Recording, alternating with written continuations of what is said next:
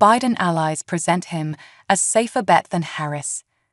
Allies of President Biden seeking to beat back calls to remove him from the Democratic ticket are framing the debate within the Senate Democratic Caucus as a choice between Biden and Vice President Harris, suggesting that Biden remains the safer bet.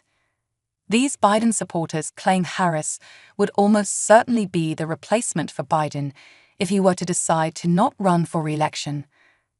But they argue she's not a safer bet to win than Biden, particularly in the key states of Michigan, Pennsylvania, and Wisconsin, despite Biden's own political weaknesses and vulnerabilities. In truth, it's not entirely clear that Harris would be a lock to replace Biden if he were to decide not to run, though she would carry several key advantages heading into any fast-tracked selection process and would be seen as a favorite. But by defining the choice as one between Biden and Harris, Democratic lawmakers are privately trying to convince their skeptical colleagues to stick with the 81-year-old president, warts and all.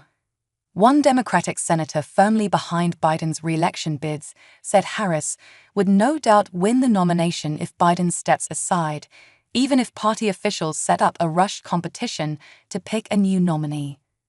"How are you going to skip over the first vice president, who is a woman of color?"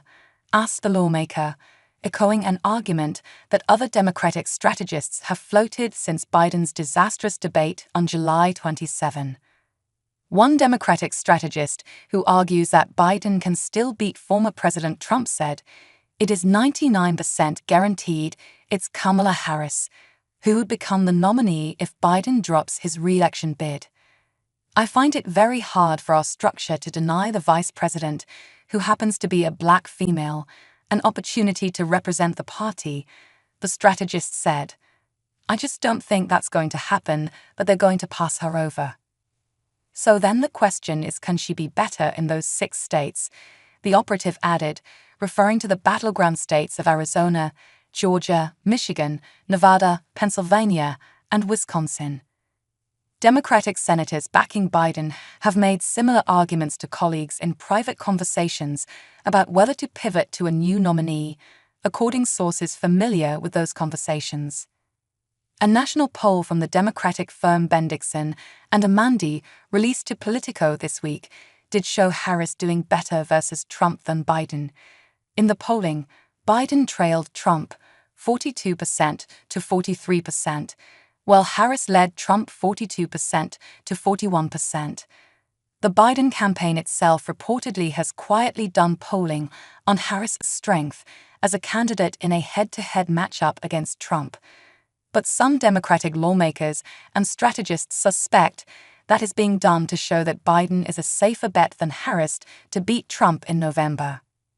There have been no signs of air between Biden and Harris amid the political drama surrounding the White House.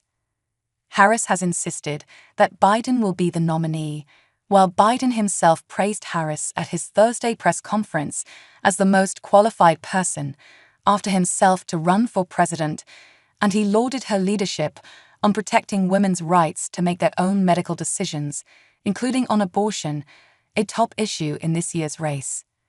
Senate Democrats up for re-election this year declined to talk about Harris as a potential nominee, given the drama swirling around Biden.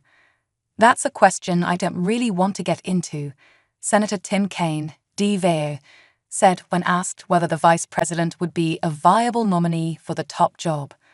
Biden's allies have painted any mini-convention or other competition to find a new nominee as something that would almost certainly result with Harris atop the ticket in November. But Democratic lawmakers who are deeply skeptical about Biden's chances of beating Trump have pushed back by arguing that other potential candidates would have a chance to make their cases to party delegates before they vote at the convention in Chicago next month. Given the complexities of selecting a replacement, that is a huge order. One Democratic senator said, but argued that if it's clear Biden can't win, you try something else. Democratic strategist Steve Jarding argued that Harris or another new nominee would have an advantage in the general election because she at least would have a chance to define herself. while voters' views of Biden are unlikely to change in the next few months. Jim Kessler, Executive Vice President for Policy at Third Way, a centrist Democratic think tank, argued that Harris would make a strong nominee. "I think she would be in the driver's seat to get the nomination," he said. "It would not be a coronation for Vice President Harris, but she would be the strong favorite to win the nomination."